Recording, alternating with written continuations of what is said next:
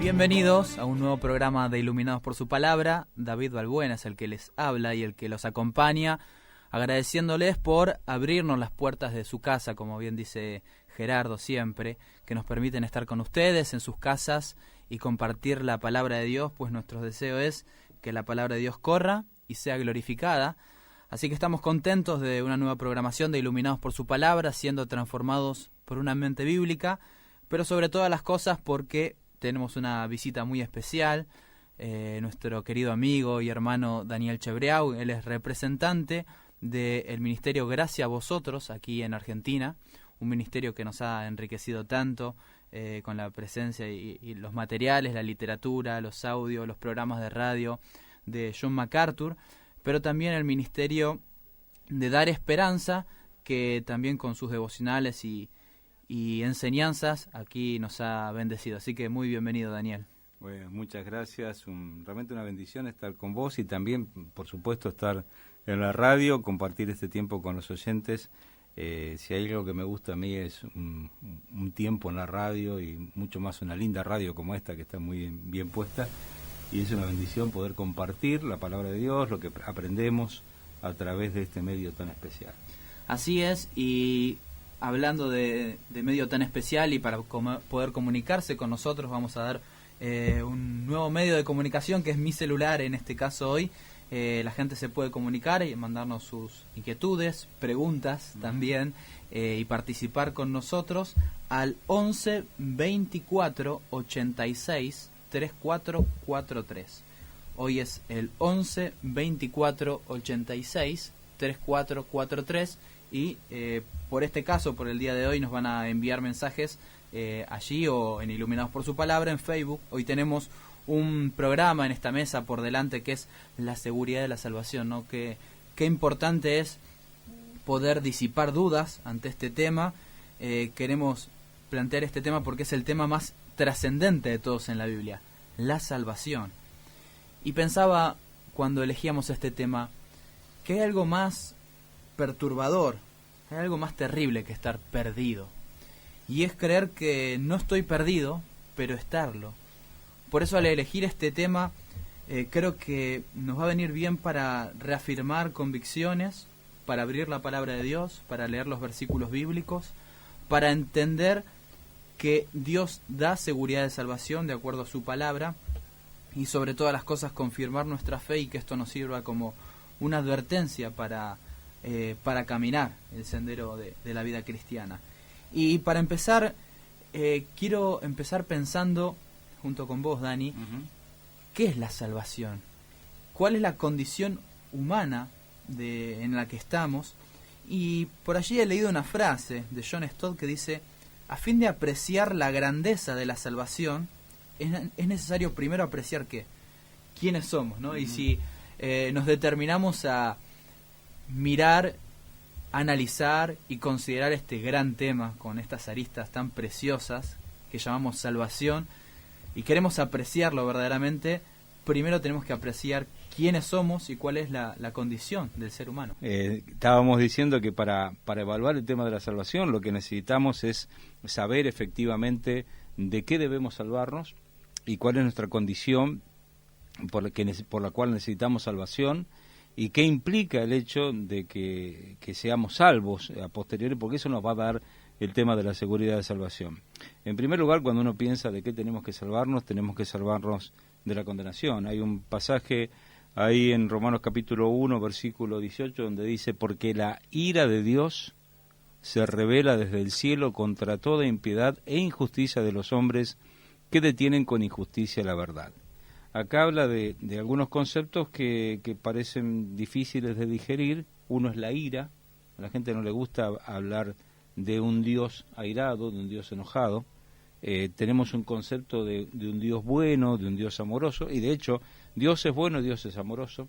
Primero a tiempo Dios es justo, y al ser justo Dios es un ser que es absolutamente santo, incomprensible para nosotros, y Dios obviamente en su santidad está en desacuerdo total y absoluto con el pecado. Y todo pecado tiene que ser condenado, y somos todos pecadores, esto es una verdad. Ahora, Otro pasaje, otra cosa importante ahí es que la ira de Dios, que refleja justamente ese sentimiento de Dios hacia el pecado, nosotros lo describimos como ira, los traductores lo describieron como ira, pero es distinta a la ira humana, es algo más justo. Nosotros cuando nos airamos o nos enojamos, en muchas ocasiones no somos justos. Y a veces nos enojamos con alguien porque pasó algo y pegamos unos gritos, ese tipo de cosas. No, Dios no actúa de la manera que actuamos los seres humanos. No es un o sea ser que humano. podemos definir la ira de Dios como la respuesta justa de Dios ante el pecado de los seres humanos. Exactamente. La rebelión del ser humano merece una respuesta justa. Y obviamente esa respuesta parece ser dura, por eso nos gusta más pensar en Dios en el concepto de amor o de bondad o de bendiciones, y no pensamos demasiado, ni queremos pensar en la ira, ni queremos hablar, pero está en la Biblia. De hecho, toda la carta a los romanos nace, en un sentido, su corazón comienza en este versículo que muestra que tenemos un problema, los seres humanos, ¿no? Obviamente, y que la ira de Dios se ha manifestado hacia los hombres. Y otra cuestión que muchas veces, leyendo en ese texto, nos puede llamar la atención, es que dice que la ira de Dios se revela contra toda impiedad e injusticia de los hombres que detienen con injusticia la verdad. Y yo sé lo que la gente piensa. Cuando hablamos de impiedad, es difícil que ninguno sepa de qué se trata. O sea, lo más fácil es definir impiedad, es algo que está mal, es pecado, es algo malo. Injusticia, y todo el tiempo estamos pidiendo justicia. Entonces, asumimos que la impiedad y la injusticia es algo que alguien hace, alguna persona. Entonces decimos, bueno, Hitler fue un hombre impío porque él hizo muchas maldades en la guerra y mató a muchos inocentes, etcétera. Y podemos pensar un montón de personajes. Nerón era un hombre impío, y así personajes, fulano de tal es un criminal y el otro es un ladrón, y justificamos nuestra vida porque nos comparamos con otros.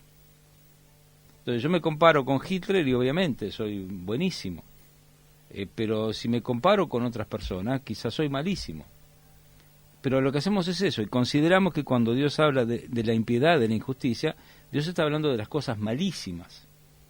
Pero lo que va a hacer la palabra es revelarnos que el ser humano, dice más adelante, habiendo conocido a Dios, no le glorificaron como a Dios, ni le dieron gracias, sino que se envanecieron en sus razonamientos, y su necio corazón fue entenebrecido. O sea, por causa de la rebeldía humana, el ser humano comenzó en un proceso de degradación, tiene un inicio puntual, un pecado puntual en el huerto de Edén, y a partir de ahí el ser humano se va degradando y entrando en una escalera de pecado terrible, y comienzan a venir juicios de parte de Dios. Dios le había dicho a Adán y Eva que si ellos comían de ese fruto iban a morir. Ellos no vieron que murieron, pero a partir de ese momento comenzó la muerte del ser humano, la muerte física, en un proceso de degradación física que posteriormente ellos murieron. La muerte espiritual también, que era una separación, y es una separación eterna con Dios. Y si no hubiera sido por la gracia de Dios, Adán y Eva estaban separados de Dios por la eternidad, por más que vivieran un tiempo más en la tierra. Pero ellos pasaron a ser mortales y pasaron a tener como castigo la muerte eterna. Así que hay dos herencias que podríamos decir que recibimos de Adán y Eva y del primer pecado, de esa caída, ¿no? En primer lugar, la culpa. Ellos recibieron la herencia, o mejor dicho, por causa de su pecado recibimos esa herencia de la culpabilidad. Nosotros también somos responsables, tenemos ese corazón y merecemos la condenación delante de Dios. Exacto. Está establecido que todos los hombres mueran una vez y después de esto el juicio. Pero también hay otra consecuencia o herencia de esa caída, que es la corrupción. Exacto. O sea, tenemos un corazón con una inclinación, deseos que tienden al mal, y por causa de eso nos enfrentamos a los mandamientos de Dios, a los 10 mandamientos, por resumirlos, y nos encontramos culpables. Claro. O sea, somos responsables, y esa inclinación nos lleva a que no podemos obedecerlo a plenitud y a cabalidad de esos 10 mandamientos. Exactamente, Dios reveló la ley, los 10 mandamientos, simplemente para que nosotros, seres humanos, que nos creemos maravillosos, nos confrontemos con esto que es la voluntad de Dios y nos hallemos en falta. Lo que hace la ley de Dios es revelar nuestra necesidad de perdón, porque somos todos pecadores. Ahora, lo que hace ahí en el apóstol Pablo en Romanos capítulo 1, después de hablar de la ira de Dios y después de mencionar que los seres humanos se envanecieron en sus razonamientos, muestra cómo Dios trató con el ser humano. porque el ser humano obviamente decidió no tener en cuenta a Dios. Entonces Dios, como no lo tuvo en cuenta, hizo cosas que son juicios directamente sobre el ser humano. Los entregó a que hagan lo que quieran. Así que hay un porcentaje grandísimo de los seres humanos que viven de cualquier manera. Directamente la Carta de los Romanos nos habla de pecados de homosexualidad, de idolatría y de todo lo que según se le pueda ocurrir, desde injusticia, fornicación, maldad, homicidios, contiendas, de todo.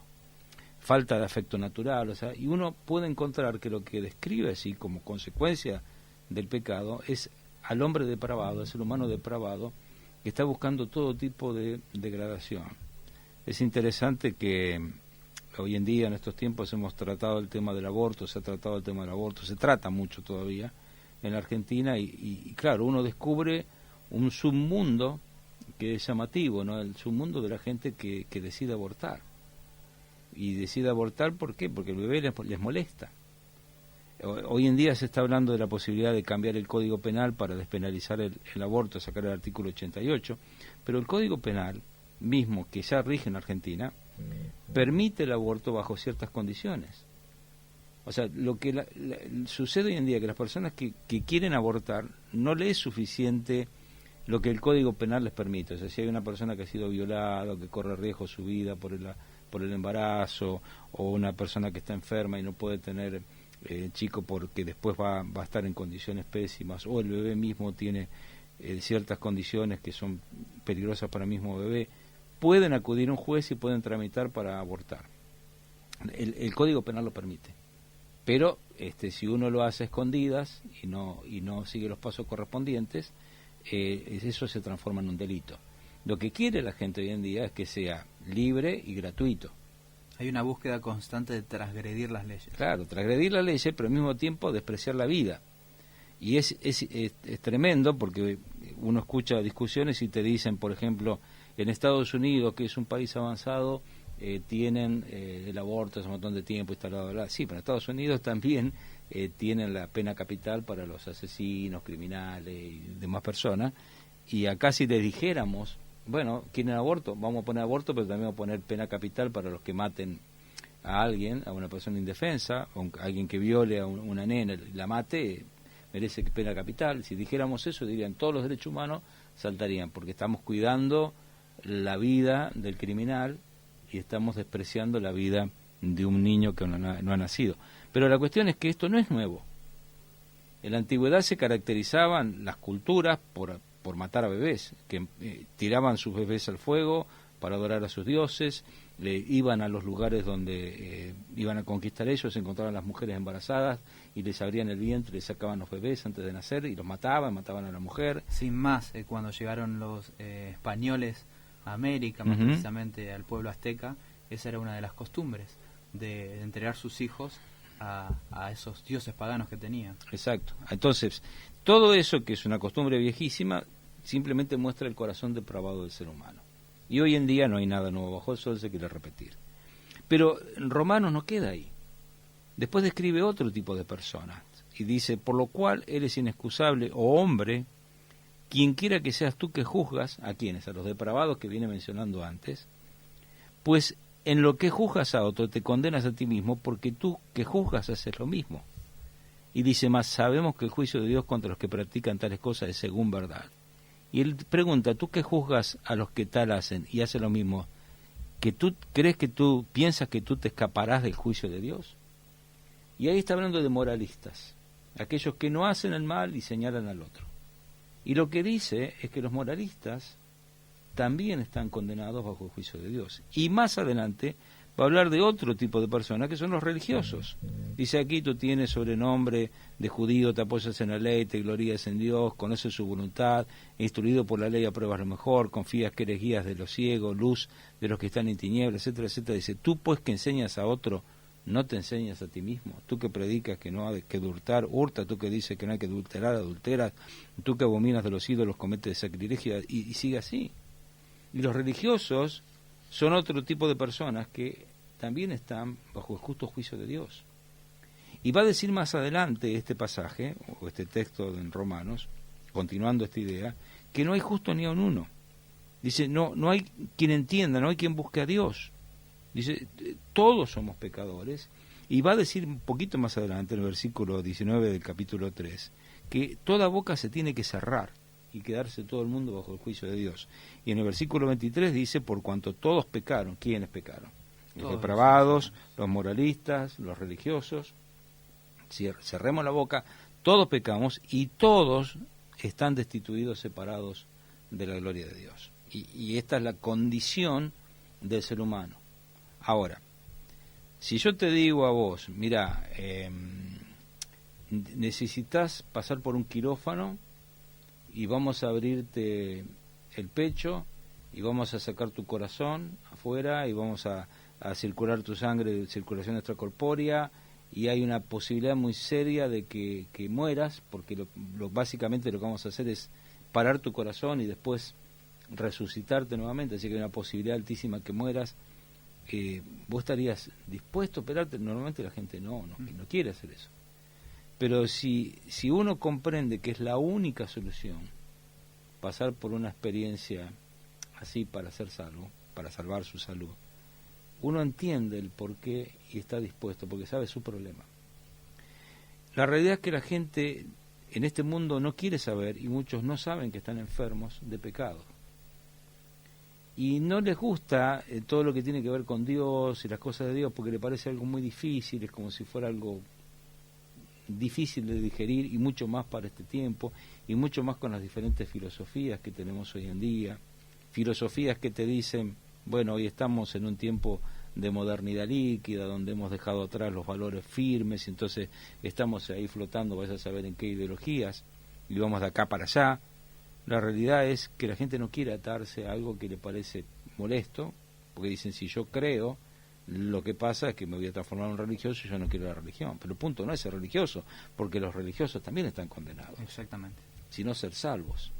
Ahora, si yo no entiendo que estoy condenado, no importa si soy degenerado, si soy religioso o si soy moralista, estoy condenado, absolutamente condenado, sin ningún tipo de esperanza, y que no hay en mí absolutamente nada bueno que pueda responder a Dios.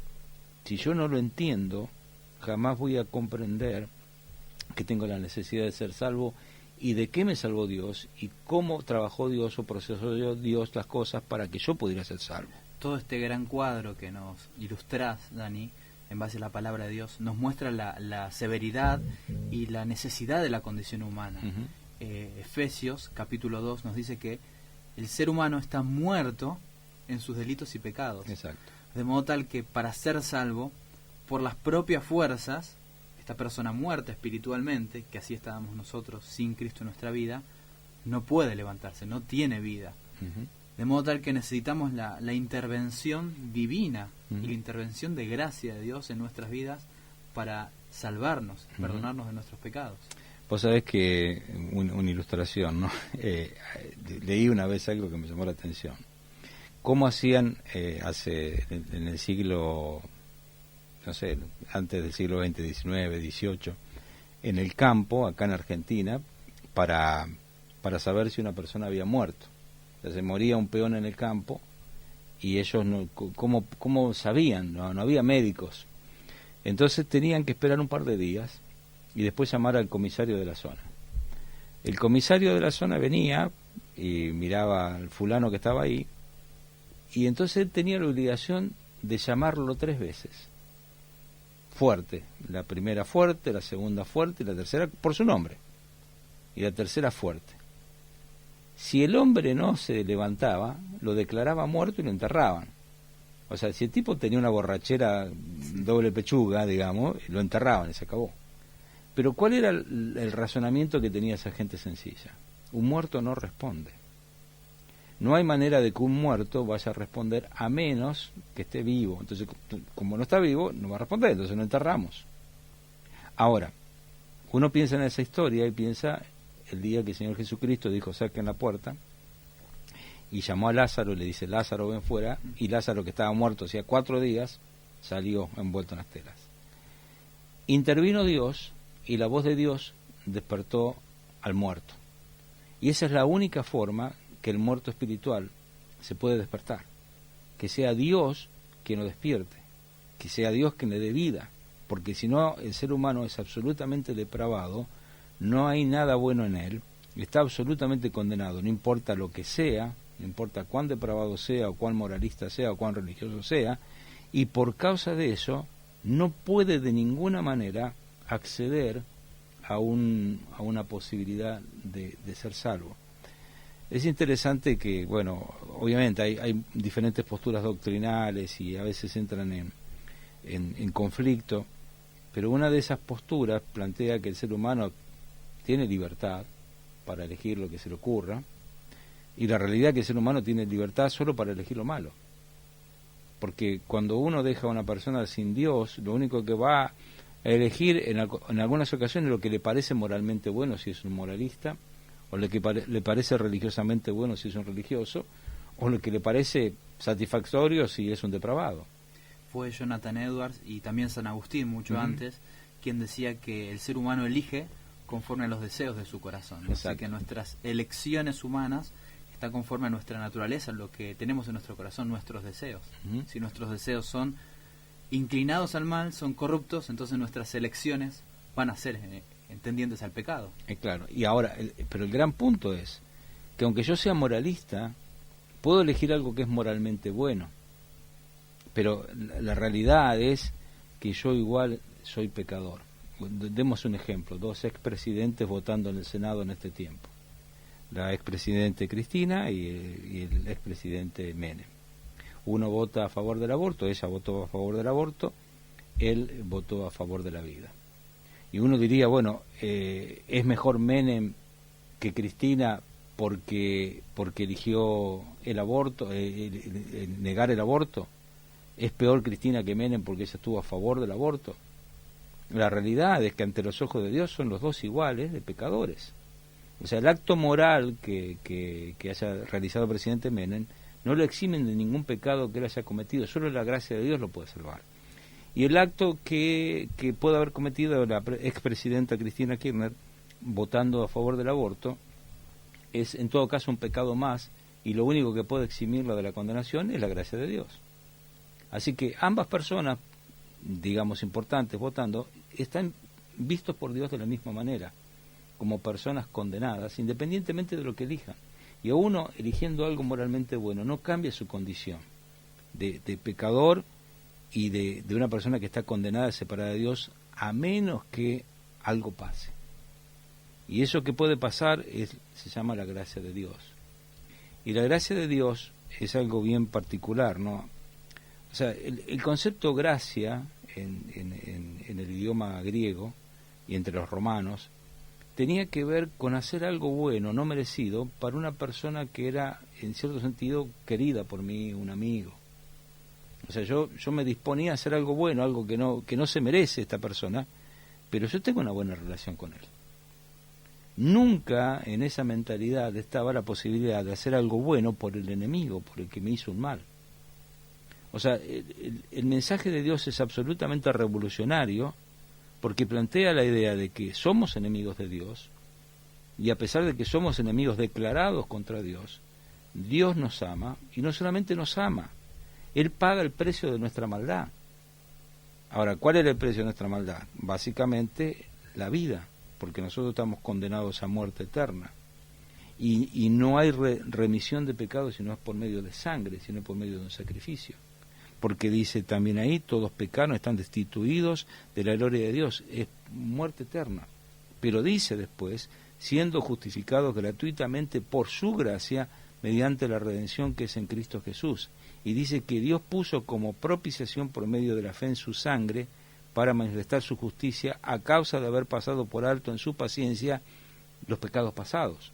O sea, básicamente lo que dice ese texto es que Cristo pagó el precio para que Dios pueda pasar por alto mis pecados y observarme no a través de lo que yo soy, sino a través del sacrificio de Cristo y ofrecerme gracia. Ahora, en base a todo esto que venimos mencionando, la carta de los Romanos es muy interesante, uno puede estudiarla, recomiendo que se lea Romanos completo y se estudie porque hay mucho para ver así, pero cuando uno llega al capítulo 8 de Romanos, dice Pablo, después de hablar incluso de sus propias miserias y necesidades, viene hablando de la condenación y de la gracia, viene hablando de muchas cosas interesantes, pero él dice, ahora pues, en base a todo lo que viene hablando antes, incluso su propia necesidad espiritual y su propia, termina exclamando diciendo, miserable de mí, ¿quién me librará de este cuerpo de muerte? Aún hablando de eso, él dice, gracias doy a Dios por Jesucristo, Señor nuestro. Dice, así que yo mismo con la mente sirvo a la ley de Dios, mas con la carne a la ley del pecado. Soy pecador, pero dice, ahora pues, ninguna condenación hay para los que están en Cristo Jesús. Y después dicen, los que no andan como consecuencia conforme a la carne, sino conforme al Espíritu. Porque tenemos que entender eso. Lo que va a decir Pablo más adelante, que vamos a ver un poquito más adelante, es que la manera de saber que somos salvos es el obrar del Espíritu Santo en nosotros. Pero dice, ahora no hay ninguna condenación. Hay salvación. ¿Para quiénes? Para los depravados, para los moralistas, para los religiosos, para todas esas personas que estamos en un estado absoluto de muerte espiritual, depravación espiritual, que no respondemos de ninguna manera a ningún estímulo espiritual, que no podemos encontrar satisfacción en Dios, ni buscamos a Dios, ni nos interesa a Dios, y escapamos de Dios. Ese tipo de personas encontramos en Cristo que en Él no hay ninguna condenación. Vemos una intervención de Dios en gracia, y que no hay condenación para los que están en Cristo. Ahora, una de las preguntas, pero te voy a pedir que en el próximo bloque la respondamos, es un cristiano, alguien que ha recibido la salvación y que no tiene condenación, como hemos visto, ¿puedo dudar de esa salvación? ¿Qué pasa si duda? ¿Es el diablo confundiéndolo? ¿Es su corazón engañoso? ¿Qué necesita para no dudar de esa salvación? ¿De qué manera interviene también el Espíritu Santo en esa vida para convencer a ese corazón? Pero mientras tanto vamos a ir a un tema musical, vamos a complacer a una de nuestras mejores oyentes, Olga Costa, de Córdoba, que nos dice, hola chicos, feliz programa, cariños, saludos, bendiciones. Así que vamos a escuchar un rato de Jesús Adrián Romero, pero ya volvemos con más Iluminados por su palabra.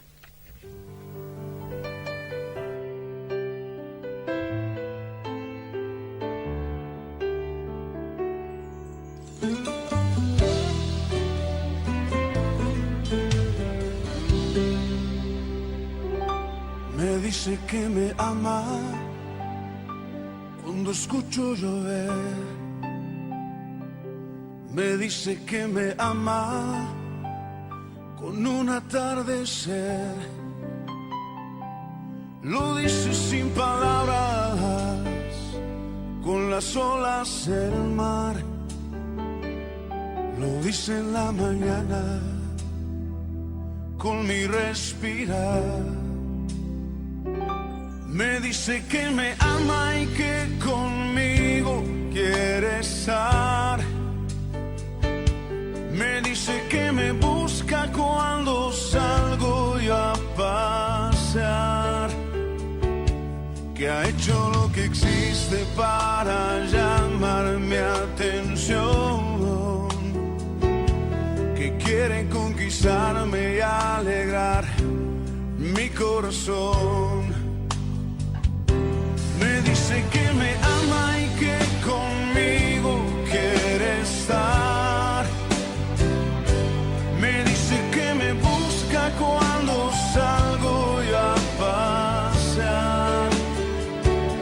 Que ha hecho lo que existe para llamar mi atención.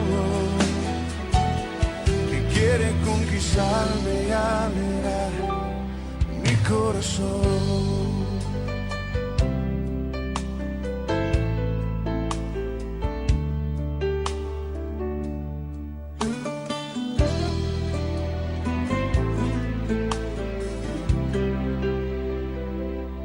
Me dice que me ama cuando veo la cruz, sus manos extendidas, así tan grande es su amor. Lo dicen las heridas de sus manos y pies. Me dice que me ama una y otra vez. Me dice que me ama y que conmigo quiere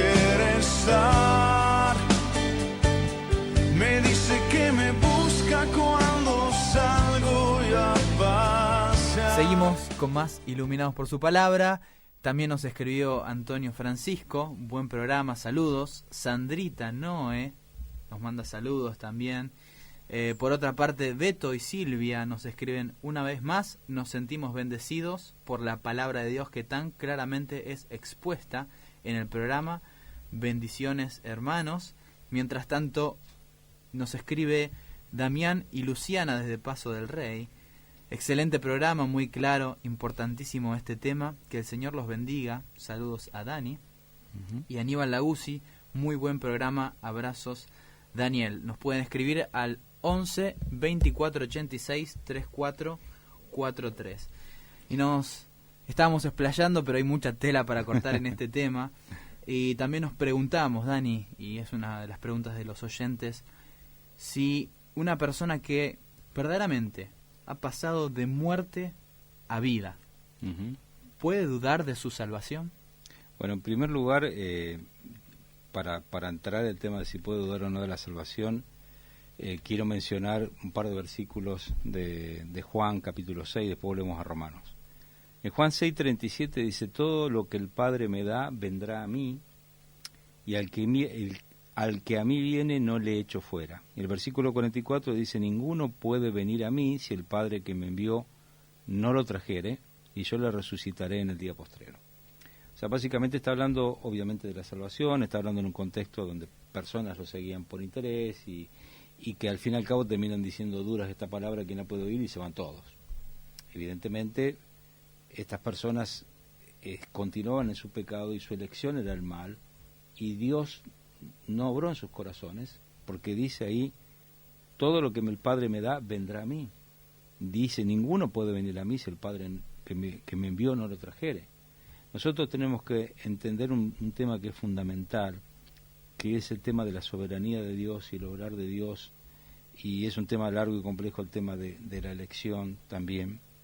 Es el hecho de que la realidad de la salvación no la podemos alcanzar, no depende de nosotros, pero depende del obrar de Dios directamente en nuestro corazón para movilizarnos al arrepentimiento y a la regeneración para poder comprender su gracia. O sea, la gracia de Dios está ahí, pero algunas personas han escuchado muchísimo de la gracia y la siguen despreciando. ¿Por qué? Porque obviamente, espiritualmente hablando, están muertos. Para algunas personas y para muchas personas, el Evangelio es locura. O sea, y hay personas que están descubriendo que hay creyentes que opinan distintos a ellos, ahora que ha salido todo el tema del aborto y todas estas cuestiones de género, y vemos que empezaron a discutir incluso públicamente a evangélicos por el tema de la fe. Entonces, algunas personas descubren y dicen: estos están locos, estos son los retrógrados, bueno, todo lo que se escucha por ahí. Pero nosotros tenemos la seguridad de que Dios mueve el corazón. Ninguna condenación hay para los que están en Cristo Jesús. ¿Cómo llego a estar en Cristo Jesús? No llego a estar en Cristo Jesús porque a mí se me ocurrió, porque no se me va a ocurrir. No llego a estar en Cristo Jesús porque yo, tenía una lucecita ahí en el fondo de mi corazón y siempre tuve una inquietud, y entonces como yo siempre creí, un día, o porque mi abuelita creía, entonces yo tenía esas cosas y yo creía. No, si hay una posibilidad de que yo llegue a estar en Cristo es porque el mismo Padre me llevó, Dios obró, me atrajo, y por medio del Espíritu Santo me convenció de pecado, justicia y juicio, y lo hizo a través de la palabra. Y entonces Dios me regaló la fe por el obrar del Espíritu Santo y la palabra de Dios. Entonces yo escuché la palabra, y la primera vez que la escuché pensé que era una locura, yo personalmente, de verdad. ¿Por qué? Porque era ateo y digo: qué locura viene mi hermano con esto que habla de la Biblia, ¿qué es esto? Pero a mí me pareció una locura, y cuando lo hablamos en familia con mis primos, uno de mis primos me preguntó: che, ¿qué pensás de mi hermano, no? De Juan Carlos, que está hablando esto de la Biblia, se hizo evangélico, qué sé yo? Me preguntaron eso y mi respuesta fue: está loco. Si el tipo estaba metido en música rock, era músico de rock, iba a los bailes y tenía su vida y fumaba y tenía la gran vida, ¿qué es esta locura meterse en una iglesia, cortarse el pelo? ¿Tipo qué? O sea, a mí me pareció una locura. De hecho, porque no podía entender. Ahora, en un momento dado, mi hermano me compartió de la palabra, me envió a campamentos, hubo diferentes medios que fueron obrando, y yo era ateo convencido y militante político, todo lo demás. Y ustedes, bueno, ya sabemos cómo son los militantes políticos ateos, y tenía un montón de ideología, pero de repente lo que derrumbó mi ideología no fui yo no estaba buscando a Dios, no me interesaba a Dios, pero fue Dios que me quebró, fue Él que lo hizo, su palabra como martillo que quebranta la piedra. Y el que me llevó a Cristo no fue una persona, no fue ni siquiera el testimonio de mi hermano, porque yo el testimonio de mi hermano lo rechacé. Lo que fue es el mismo Dios movilizando mi corazón por medio de la palabra que sí me compartió mi hermano, y por medio del obrar del Espíritu Santo que sí me convenció de pecado cuando yo creía que no tenía nada de malo. Entonces el obrar de Dios hace que yo esté en Cristo y por lo tanto no tenga ninguna condenación. Ahora, vamos a la pregunta, ¿se puede dudar? Obviamente los seres humanos tenemos un tema, ¿no? Cuando vivimos sin Cristo no tenemos la más mínima conciencia de lo que hacemos. Y la prueba es, de vuelta, volvemos al tema del aborto. ¿Cómo puede ser que tantas personas escuchan, ven videos, imágenes terribles de lo que es un aborto, la matanza que se hace con eso, se escuchan historias terribles, y las mujeres dicen, no, yo tengo derecho a abortar, es mi cuerpo, y dicen cosas terroríficas? Bueno, vos te das cuenta que una persona sin Dios puede decir cualquier cosa, lo que le viene en la cabeza, y pensar lo que se le venga a la cabeza. Y justificarlo de cualquier manera. De cualquier manera, no tienen conciencia. O sea, porque realmente no tienen conciencia, tienen una conciencia muerta. No tienen esa lucecita más que moral para agarrar y poder decir, bueno, no me conviene cruzar el semáforo en rojo, y se detienen hasta por ahí. Muchas veces nos asusta que tenemos políticos corruptos, y la verdad que no es que tenemos políticos corruptos, tenemos una sociedad corrupta, nada más que algunos llegan a un lugar de poder donde pueden robar mucho, pero se evidencia un poco más en la sociedad, pero es parte del sistema, todos pero somos así. Pero el que puede evade impuestos, el que puede se está colando en una fila del supermercado, o sea, todos tenemos nuestras pequeñas actos de corrupción. Y si tenemos la posibilidad vamos a corrompernos más, porque así somos los seres humanos, somos pecadores. Pero si de repente encontramos a Cristo, y por la gracia de Dios, y estamos en Cristo, y el Espíritu Santo que nos convenció de pecado, de justicia y de juicio, reactivó mi conciencia, que estaba muerta.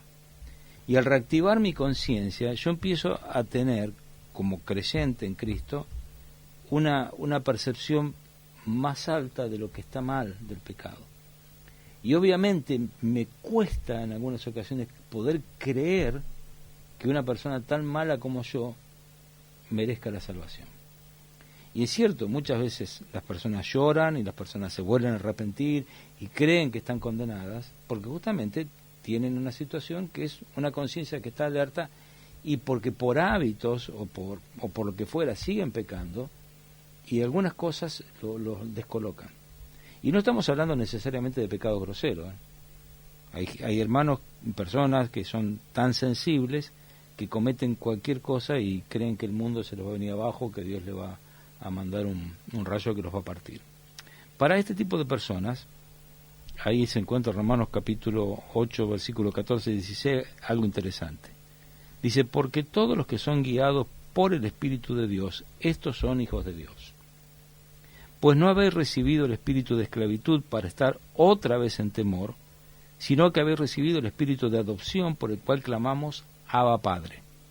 El Espíritu mismo da testimonio a nuestro espíritu de que somos hijos de Dios. O sea, el hecho de ser guiados por Dios y el hecho de que de repente el Espíritu Santo esté obrando en mi vida en alguna manera, e incluso esta capacidad de tener conciencia con respecto al pecado, puede ser un indicio para mí claro de que obviamente soy un hijo de Dios, porque es el Espíritu que me revela que soy un hijo de Dios.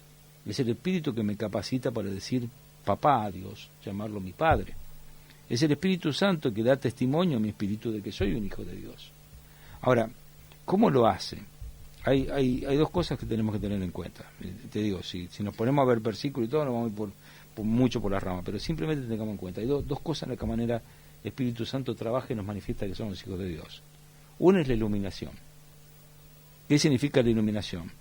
A un incrédulo le da la Biblia y el tipo agarró, se durmió a los 5 segundos, la lee y no saca nada o no entiende nada. No es un libro transformador para su vida. No, porque él está muerto y para él es locura. A un creyente nuevo le da la Biblia y empieza a discernir. Y empieza a encontrar cosas que hace un tiempo atrás no las hubiera entendido jamás. Y lo increíble es que más allá de lo que pueda escuchar, lo escucha, aprende, está bien, pero solo. El creyente nuevo, y el creyente, obviamente, solo, sin saber demasiado de cómo se interpreta un pasaje de la Biblia, sin haber estudiado en un instituto bíblico, un seminario, el creyente solo, sencillo, una señora mayor, o un hombre mayor, que no tiene mucho estudio, a veces que saben leer poco, algunos aprenden a leer con la Biblia, y disciernen cosas. Y dice, ¿quién le enseñó a esta persona esto? Tiene el Espíritu Santo. Es el Espíritu Santo obrando. O sea, si esta persona está leyendo la Biblia le es atractiva y está recibiendo enseñanza directa de la Biblia, es un indicio de que el Espíritu Santo está obrando en su vida, que eso es un hijo de Dios. O un incrédulo no tiene esa capacidad. O sea, un incrédulo no lo toma ni como libro de texto. No. El otro día el senador Pichetto se quiso mandar una ilustración bíblica y dijo una barrabasada. ¿Por qué? Porque desconocen. O a veces lo que escuchan por ahí no saben, y entonces, qué sé yo, sacan textos fuera de contexto y dicen cualquier cosa, porque no saben. Y la realidad es que un incrédulo nunca va a disfrutar de la palabra de Dios. Entonces, si en algún momento en tu vida, por más que tengas un conflicto ahora, la Biblia se te hace real y vos estás descubriendo tu propio culpa, tu propio pecado por lo que la Biblia dice, eso es un indicio que el Espíritu Santo por lo menos te está convenciendo.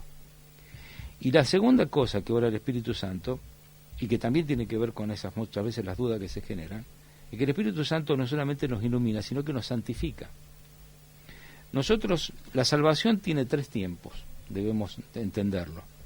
El primer tiempo es el hecho pasado, que se remonta desde la eternidad pasada hasta el momento donde Dios tocó mi corazón y me llevó a Cristo, que es el tema desde la elección hasta este momento que yo tengo ese encuentro con Dios y nazco espiritualmente. En ese tiempo pasado yo fui salvo de la pena del pecado. O sea, Dios me libró del castigo del pecado. ¿Por qué? Por gracia. La culpa del pecado fue pagada en Cristo. Es un tema del pasado. En el futuro, Dios me va a librar de la presencia del pecado. Yo voy a ser transformado como Cristo, a la imagen de Cristo. Esto es algo que está reservado para el futuro. El apóstol Pablo decía, no que ya sea perfecto, no que ya haya sido transformado, no lo era ni él ni ninguno, pero dice, prosigo a la meta, al supremo llamamiento de Dios en Cristo Jesús. Dice, porque así seremos transformados, después lo dice en el mismo Filipenses 3. Y la idea de la transformación, el hecho de que Dios nos hace conforme a la imagen de su Hijo, este hecho de que Dios un día nos va a librar de la presencia del pecado, que todavía mora en nuestro ser, es algo para el futuro. Pero en el presente, Dios, por medio del obrar del Espíritu Santo y la palabra, nos va santificando. Antes me salvó, hoy me santifica y mañana me glorifica.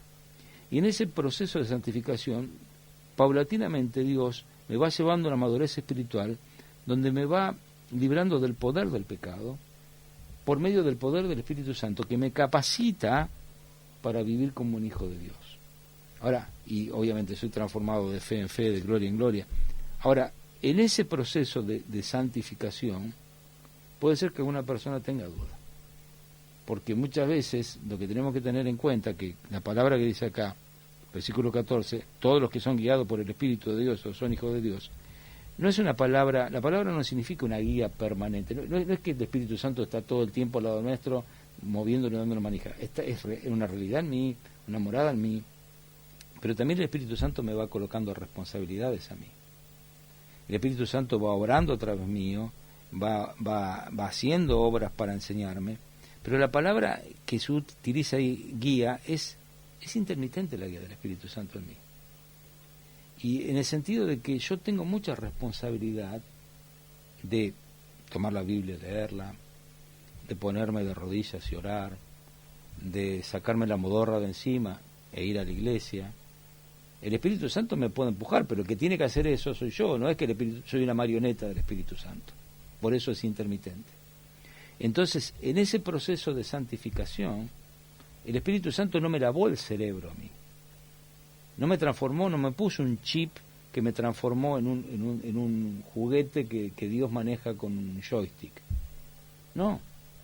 Yo tengo que tomar muchas decisiones diarias que el Espíritu Santo va obrando y me va guiando esas decisiones, pero en algún momento dado puedo pifiar.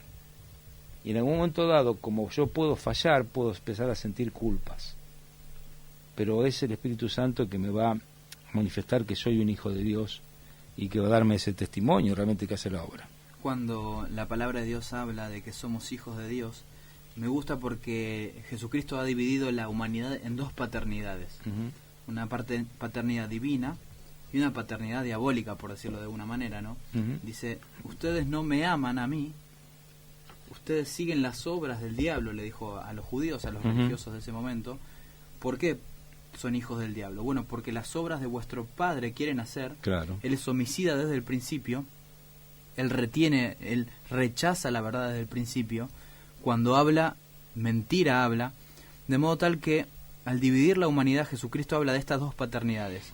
La paternidad divina, nosotros somos hijos de Dios, en virtud de nuestra relación con Cristo, le amamos, le seguimos, buscamos a Cristo, buscamos honrar su nombre, pero por otro lado hay personas que buscan hacer las obras del diablo, la mentira, el hurto, la maldad.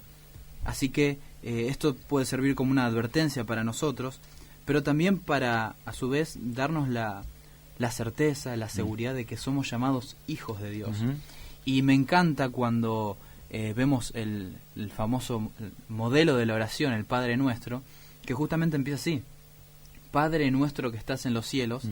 En un momento entré en duda en el significado de la palabra perdónanos nuestros pecados. Pero al entender que nuestra relación con Dios en este momento no es una relación de reos contra un juez, nosotros no vemos a Dios como juez del universo, sino que ahora lo vemos como nuestro Padre, un Padre amoroso, un Padre perdonador. Y al entender esto nos damos cuenta que ya habiendo Dios perdonado nuestros pecados y habiéndonos otorgado gratuitamente la justicia de Cristo en nuestro favor, ahora cuando pecamos, nuestro pecado lo que hace es estorbar nuestra relación con Dios, y por eso le decimos, para restaurar esa comunión, perdonan nuestros pecados, ¿no? Es decir, que el pecado interrumpe esa comunión con Dios, no obstante, Dios nos sigue llamando sus hijos. Sus hijos. Porque, como dice Pablo en Romanos, dice, no habéis recibido el espíritu de esclavitud para estar otra vez en temor. Ese justamente está bajo la paternidad del diablo, y ellos estaban esclavos del diablo, y bueno, eso dice Hebreos, ¿no? Estaban sujetos al diablo por el temor a la muerte, y ellos estaban realmente esclavos de esa condenación y del mismo pecado que ellos asumían. Dice, si no habéis recibido el espíritu de adopción por el cual clamamos Abba Padre, esa capacidad de llamar a Dios nuestro Padre, pero esto se encuentra en el hecho de que el Espíritu Santo obró para que nosotros fuéramos transformados en hijos de Dios, y dice que el Espíritu mismo da testimonio de que somos hijos de Dios. Eso es una referencia a una costumbre romana de cuando se adoptaba un hijo. Los romanos eran bien particulares. Romanos, por ejemplo, una carta que se cita de cómo pensaban los romanos, que la cita Plinio, uno de los Plinios. Él dice que un fulano le escribe a la esposa que está embarazada y le dice, mira, espero que estés bien por tener el hijo, bla, bla, bla, bla. Dice, si es varón, cuídalo hasta que yo regrese, y si es niña, deséchala directamente, ¿no? O sea, los padres romanos tenían derechos de vida y muerte sobre los hijos, lo podían matar, era así, ¿no? Y mucho más con las hijas. Pero a veces se daba el caso de que el padre romano, el papá, no se encontraba satisfecho con el hijo que tenía. Tenía la expectativa de tener un hijo guerrero, o tener a alguien que tuviera otras inquietudes, o tenía algún tipo de deformidad su hijo. Entonces, muchas veces él buscaba un hijo perfecto. No hay nada nuevo debajo del sol. Claro, y salían a adoptar. Y ese hijo perfecto se iba a transformar en el heredero. No era su hijo carnal, era el hijo de otra persona que él adoptaba, y se transformaba en su heredero directamente. Ahora, a la hora de darle los derechos, él, obviamente lo hacía porque él elegían de esa manera, a la hora de darles los derechos se buscaban 7 testigos que daban fe, porque después obviamente en un momento iba a llegar el tema de la herencia, que daban fe de que esto era una decisión del padre, de que este hijo cumplía los requisitos que el padre quería, etcétera, etcétera, etcétera, y esa persona, esos testigos, cuando llegaba un momento, le aseguraban la herencia a este hijo adoptado, que ahora era hijo principal de la familia, cuando era simplemente un adoptado. Obviamente nosotros no fuimos adoptados por nuestras virtudes, fuimos adoptados por las virtudes de Cristo, pero el Espíritu Santo es el que da testimonio. Por eso también habla en Efesios de que el Espíritu Santo es las arras de nuestra herencia. Es la certeza, la seguridad, la garantía, el testigo de la adopción, la garantía de la herencia que se iba a recibir. Entonces el Espíritu Santo da testimonio a nuestro propio espíritu de que somos hijos de Dios. Y el Espíritu Santo obra a mí y me permite tener, entre otras cosas, por ejemplo, la certeza de que hay esperanza más allá. Yo no estoy condenado al temor a la muerte, simplemente porque ahora tengo esperanza nueva en Cristo. Esto es una gran ventaja, y es la gran seguridad y la gran tranquilidad.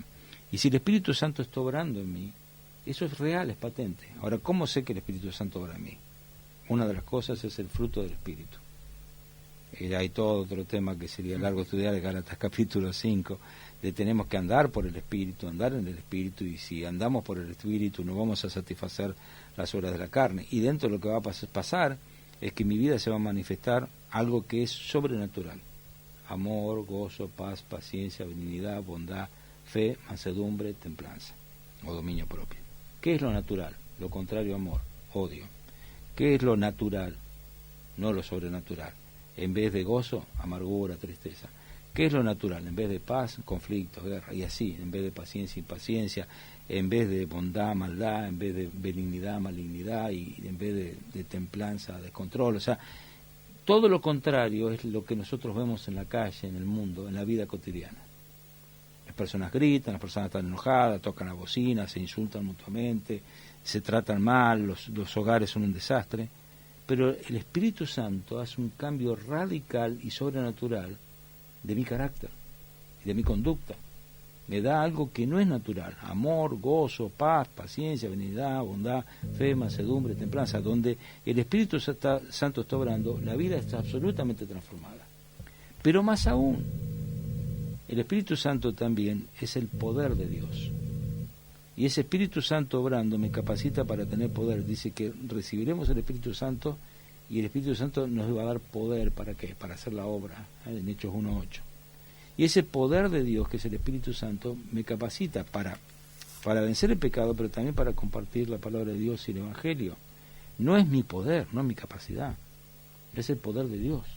Entonces, de repente, cuando hago cualquier cosa bien, me estoy dando cuenta que Dios está obrando en mí. Entonces, como creyente, si yo simplemente cumplo mi papel de vivir conforme a lo que soy, Dios empieza a hacer una transformación que es sobrenatural, y eso da testimonio a mi vida de que soy un hijo de Dios, porque no soy el que era antes, soy otra persona. ¿De dónde salió eso de que de repente puedo hablar con alguien acerca del Evangelio de una manera simple, sencilla, y que ese Evangelio produzca un fruto en una vida? No fue mi fruto, es el Espíritu Santo orando. ¿Qué es esto de que de repente pueda soportar a personas insoportables, pueda amar a personas que no merecen ser amadas? ¿De dónde sale todo eso? Es el Espíritu Santo orando en mi vida. Entonces eso da testimonio a mí de que yo soy un hijo de Dios.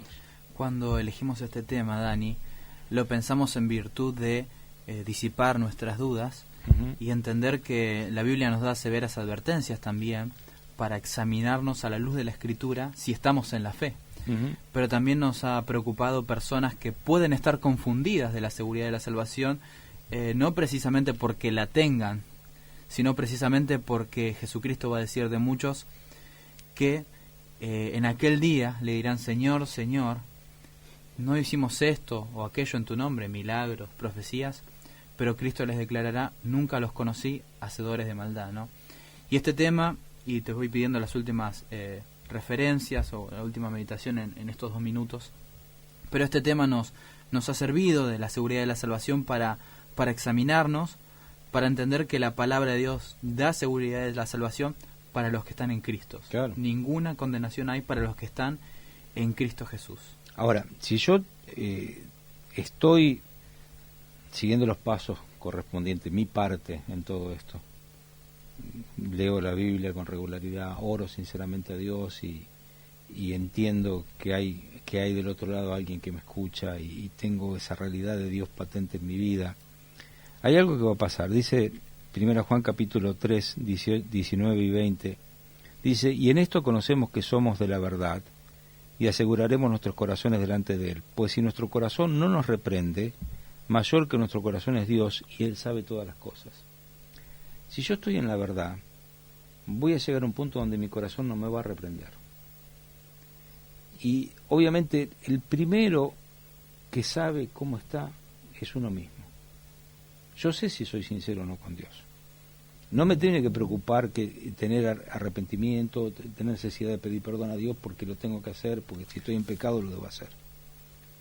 Lo que tiene que preocuparme es si yo tengo una conciencia muerta o cauterizada. Pero si yo puedo examinar mi vida y examinar si estoy en la fe, y evaluando si estoy en la fe, encuentro que mi corazón no me reprende, yo puedo decir, bueno, si no me reprende mi corazón, bueno, Dios tampoco me va a reprender. Ahora, alguna persona podría tener una confusión y creer que cree cuando no cree de verdad. Bueno, para eso hay otra cosa. Yo tenía otro material más, que son hacer una serie de preguntas. Yo le preguntaría a las personas acerca de quién es Dios para ellos. La concepción que tienen de Dios nos dice mucho. ¿Qué es la fe para ellos? ¿Quién es Cristo para ellos? ¿Qué es la palabra de Dios para ellos? O sea, hay un montón de preguntas que se pueden hacer a las personas para evaluar si esas personas, conforme a sus respuestas, son sinceras o no. Si conocen al Dios verdadero. Claro. Pero bueno, ese es un tema para más estirarlo más y no podemos. Pero básicamente nosotros tenemos que tener esta seguridad. Si estamos en Cristo no hay ninguna condenación.